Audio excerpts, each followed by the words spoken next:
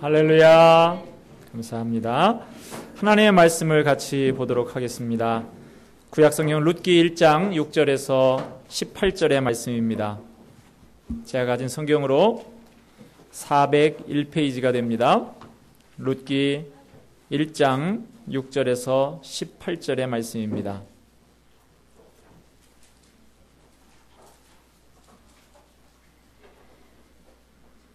다 찾으신 줄 알고 저와 여러분 한 절씩 교독하도록 하겠습니다. 그 여인이 모압 지방에서 여호와께서 자기 백성을 돌보시사 그들에게 양식을 주셨다 함을 듣고 이에 두 며느리와 함께 일어나 모압 지방에서 돌아오려 하여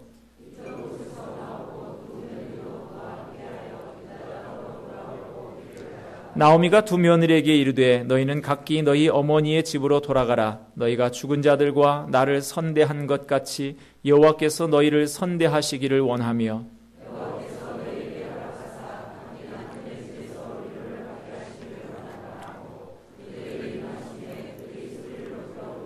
나오미에게 이르되 아니니이다.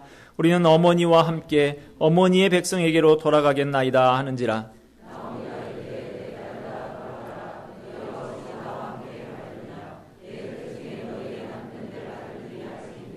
내 딸들아 되돌아가라. 나는 늙었으니 남편을 두지 못할지라. 가령 내가 소망이 있다고 말한다든지 오늘 밤에 남편을 두어 아들을 낳는다 하더라도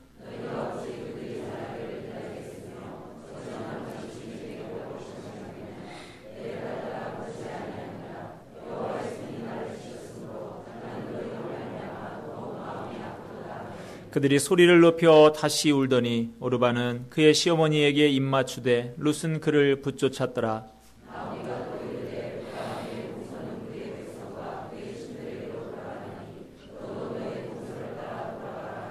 룻이 이르되 내게 어머니를 떠나며 어머니를 따르지 말고 돌아가라 강권하지 마옵소서.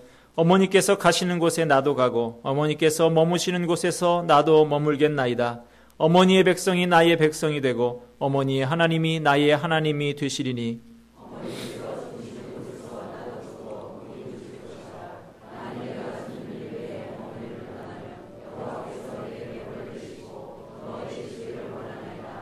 같이 봅니다. 나오미가 룻이 자기와 함께 가기로 굳게 결심함을 보고 그에게 말하기를 그치니라. 아멘. 이 시간에 말씀을 열면서 유명한 시 한 수를 소개를 합니다. 로버트 프로스트가 쓴 가지 않은 길이라고 하는 시입니다. 노란 숲속에 두 갈래 길이 있었네. 난 두 길을 다 갈 수 없는 걸 안타까이 여기며 오랫동안 서서 굽어져 내려간 한 길을 바라볼 수 있는 데까지 멀리 바라보았네. 그리고 똑같이 아름다운 다른 길을 택했네. 그 길은 풀이 많고 사람이 걸은 자취가 적어서 아마 더 걸어야 될 길이라고 나는 생각했지. 걷다 보면 그 길도 거의 같아질 것이지만 그날 두 길에는 낙엽을 밟은 자취는 없었네. 아, 나는 다음 날을 위해 한 길은 남겨두었네. 길은 길에 연하여 끝이 없었으므로 내가 다시 돌아올 것을 의심하면서 훗날에 나는 어디에선가 한숨을 쉬며 이야기하겠지. 숲속에 두 갈래 길이 있었노라고.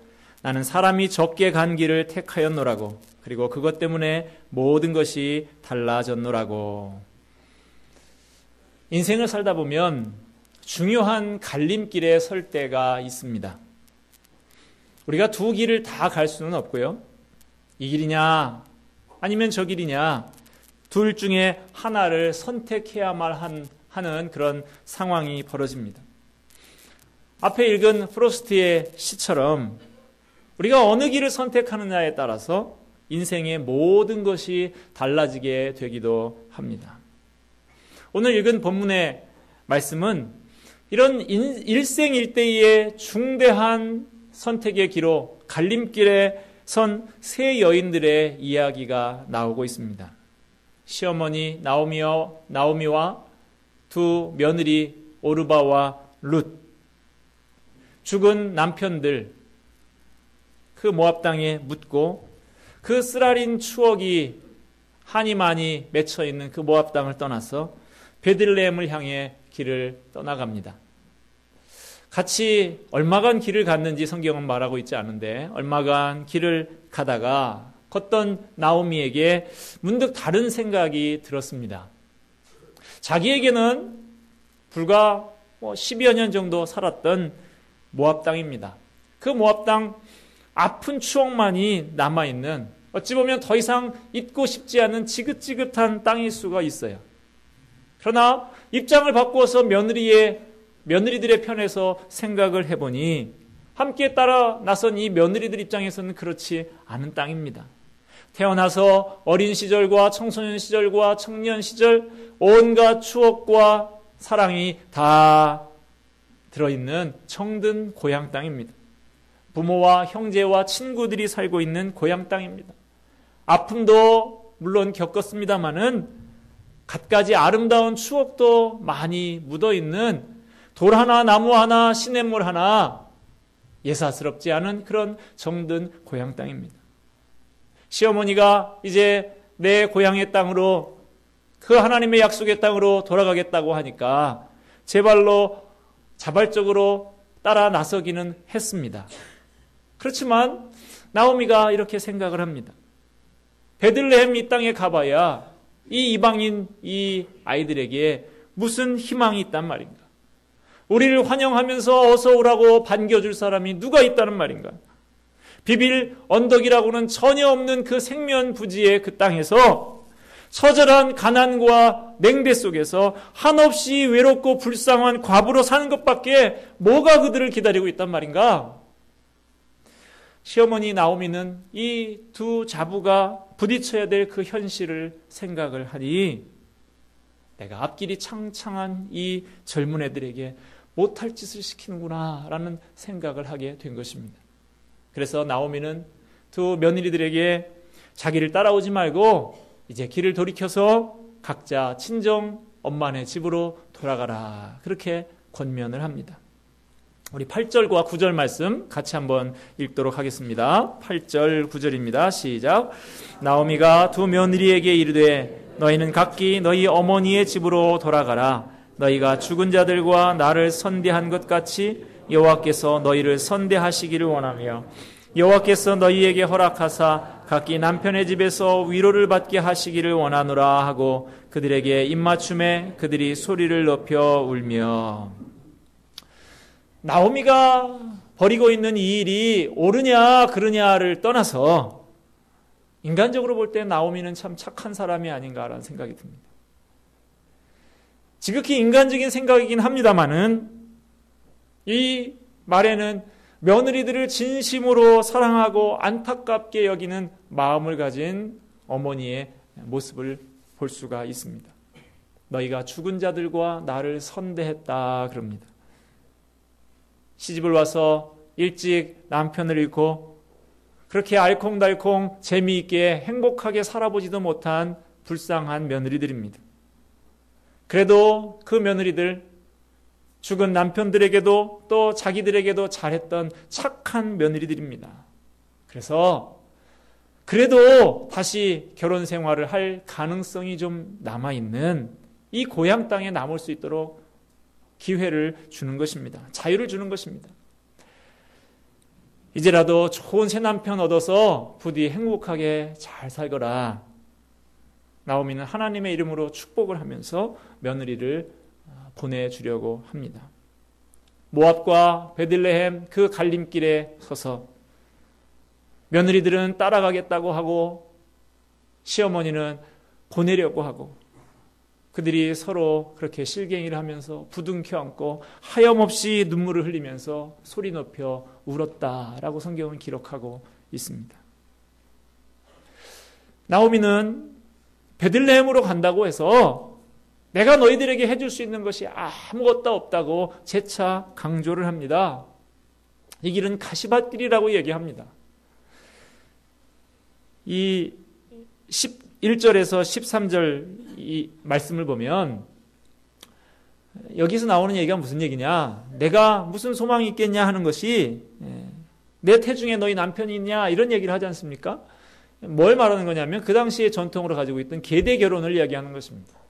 형이 죽으면 그 동생이 그 아무런 경제적인 역량이 없는 그 형수를 데리고 형의 대를 잇는 것이죠. 아들을 낳게 하고 그래서 그 땅을 유산을 이어받게 하는 그 계대 결혼의 전통이 있는데 내가 이미 늙었는데 너희들에게 줄 수 있는 그 동생을 낳아서 너희들이 언제 기다려서 그 사람과 결혼할 수 있겠냐.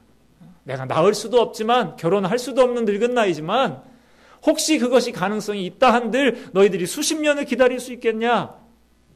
너희들에게 가서 무슨 소망이 있겠냐. 그렇게 계속해서 권면하고 있는 것입니다. 너희들이 겪어야 할 그 길은 지금은 너희들이 그렇게 순진한 마음으로 나를 따라온다고 하지만 가시밭길이야. 왜 너희들 왜 그 고생길을 따라오려고 해? 라고 말하고 있는 것입니다. 많은 사람들이 예수님을 믿으면 시험을 봐도 척척 잘 붙고 돈도 사업만 시작하면 다 성공하고 결혼도 잘 되고 모든 일들이 뜻대로 내 뜻대로 잘 될 거라고 그렇게 생각들을 합니다. 그러나 그렇지 않습니다. 내 뜻대로가 아니고 내 계획대로가 아니고 하나님의 뜻대로입니다. 우리가 예수 믿는다고 하루아침에 부자 되고 하루아침에 병 낫는 것 아닙니다. 오히려 어떤 면에서는 믿지 않을 때보다 더 힘들 수도 있어요. 예수를 똑바로 믿자고 하면 어떻겠습니까? 모든 것을 하나님의 말씀대로 하나님의 뜻대로 살아야 하기 때문에 하나님을 모르던 시절 세상 사람들처럼 그렇게 막 살 수가 없는 것입니다. 전에는 뇌물도 주고 부정한 방법도 썼지만 이제는 그렇게 하면 내 속에 계신 성령께서 내 양심을 신앙 양심을 괴롭히고 후벼 파서 견딜 수가 없게 만드시는 것이죠. 예수님께서도 뭐라고 말씀하십니까? 누구든지 나를 따라오려거든 자기를 부인하고 자기 십자가를 지고야 나를 따르라 라고 말씀하고 있습니다. 쉽지 않은 길이라는 것입니다. 그럼에도 불구하고 이 길이 하나님이 기뻐하시고 하나님이 함께하시고 하나님이 인도하신 길인 줄 알기 때문에 결심하고 가는 그 길이 믿음의 길이다라고 하는 것입니다. 시어머니 나오미가 거듭해서 자신을 따르려면 치러야 할 대가가 이렇다라고 이야기를 하자 여기에서 두 자부 룻과 오르바의 선택이 갈려지게 됩니다. 먼저 오르바는 친정집 모압 땅에 남기로 그렇게 결심을 합니다. 이제 다시 어머니의 그 말을 듣고 이 모압 땅에서 세상적인 방법으로 다시 한번 나도 행복을 찾아보리라 마음의 결심을 합니다. 여러분 이것이 잘못된 판단입니까? 아주 현실적이고 합리적인 판단이라고 할 수가 있습니다. 인간적으로 비난할 수가 없습니다. 그래서 나오미도 안아주면서 축복하면서 울며 그 며느리를 떠나 보냅니다. 그러나 성경은 오르바가 인생의 중요한 이 갈림길에서 택한 이 선택에 대한 평가를 나오미의 입을 통해서 분명히 짚고 넘어가고 있습니다. 15절 말씀을 한번 우리 같이 보도록 하겠습니다. 15절 말씀 시작. 나오미가 또 이르되 보라 내 동서는 그의 백성과 그의 신들에게로 돌아가나니 너도 너의 동서를 따라 돌아가라 하니 그의 백성과 그의 신들에게로 돌아갔다라고 말합니다. 모압으로 돌아간다라고 하는 것은 결국에는 약속의 하나님을 떠나서 하나님을 믿는 신앙에서 떠나서 그 백성과 그 신들에게로 돌아가는 것을 의미한다는 것입니다. 현실적인 고려 때문에 떠났지만 그 현실적인 고려 때문에 신앙을 포기하는 것이라는 것입니다. 가장 현실적인 선택을 했습니다. 그러나 거기에는 신앙적인 판단이 포함되어 있는 것입니다. 우리의 신앙은 우리의 현실 속에 녹아 있는 것이지 현실과 신앙을 분리해서 현실 따로 신앙 따로 그렇게 살 수는 없는 것입니다. 오르바는 그렇게 그 모압 땅으로 세상으로 향해서 떠나갔습니다. 그리고 성경은 더 이상 오르바에 대해서 언급하고 있지 않습니다. 그 이후로 오르바가 어떻게 살았는지 전혀 알 수가 없어요. 성경은 그저 세상을 향해서 자기 신을 향해서 나아간 그 사람에 대해서 관심이 없습니다. 그렇게 동서가 된 오르바가 떠나갔지만 룻은 끝까지 시어머니 곁에 남습니다. 14절 말씀 같이 한번 읽을까요? 시작. 그들이 소리를 높여 다시 울더니 오르바는 그의 시어머니에게 입맞추되 룻은 그를 붙쫓았더라. 붙쫓았더라. 이 붙조차다는 말 우리나라 말인데 요즘에 잘 쓰지 않는 말이죠. 찰싹 붙었다라고 하는 말입니다. 나바크라고 하는 이 말, 본드로 종이를 딱 붙여놓은 것처럼 뗄래야 뗄 수 없는 관계를 만들었다라는 이런 단어입니다. 이 단어가 창세기 2장 24절에 언급이 되고 있는데, 남녀가 결혼을 해서 남자가 그 부모를 떠나 아내와 연합하여 둘이 한 몸이 될지라 라고 할 때 그 한 몸이 되라 하는 이 단어와 같은 단어입니다. 즉 무슨 말입니까? 이 둘이 시어머니와 루시 시어머니를 붙여쳤다라는 말은 시어머니와 한 몸이 되었다, 공동 운명체가 되었다라고 하는 것입니다. 루시 시어머니와 한 몸이 되고 한 목숨이 되어서 이제는 뗄래야 뗄 수 없는 공동 운명체로 그렇게 살기로 결단했다라고 하는 것입니다. 모압에 있는 친정 식구들, 모든 정든 것들 다 버리고 다 묻어버리고 어머니의 백성으로 어머니가 섬기는 하나님을 섬기면서 살겠다고 그렇게 굳게 결심했다는 것입니다. 16절 말씀 우리 같이 한번 읽을까요? 시작. 루시 이르되 내게 어머니를 떠나며 어머니를 따르지 말고 돌아가라 강권하지 마옵소서. 어머니께서 머무시는 곳에서 나도 머물겠나이다. 어머니의 백성이 나의 백성이 되고 어머니의 하나님이 나의 하나님이 되시리니. 어머니의 백성이 나의 백성이 되고 어머니의 하나님이 나의 하나님이 되시리니. 며느리 룻은 자기가 시어머니를 따라서 베들레헴에 가려는 이유를 분명히 말하고 있습니다. 어머니의 하나님을 나의 하나님으로 모시기 위해서라고 말하고 있습니다. 모압 여인 아닙니까? 제가 지난주에 이 시대적인 배경을 말씀드렸습니다. 사사시대입니다. 지금으로부터 약 3,000년이 넘는 그 시대, 이스라엘 백성, 그 약속의 땅에 살고 있는 그 사람들에게는 300년, 400년에 이르는 동안 암흑시대가 계속되고 있습니다. 하나님께서 계속해서 사사들을 보내시고 구원하셨지만 그 땅에 있는 백성들은 걸핏하면 하나님을 잃어버리고 각자 그 소견에 옳은 대로 행하였더라라는 그 표현이 사사기에 2번이나 나옵니다. 지 마음대로 살았던 그런 시절입니다. 방만하게 행하고 하나님 없이 살아가던 약속의 땅에 있는 사람들은, 하나님의 백성이라고 하는 이름을 가진 사람들은 정작 그렇게 살아가고 있는데, 그 옆에 있는 모압 땅에 있는 이방 여인, 이 여인을 통해서 하나님은 대안을 만들고 계신 것입니다. 이 모압 여인에게서 나오는 나의 하나님이라는 이 표현, 참 예사롭지 않은 표현입니다. 어떻게 이런 고백이 가능할 수 있을까요? 시어머니 나오미와 함께 살면서 하나님에 대한 깊은 깨달음을 가지게 되었기 때문입니다.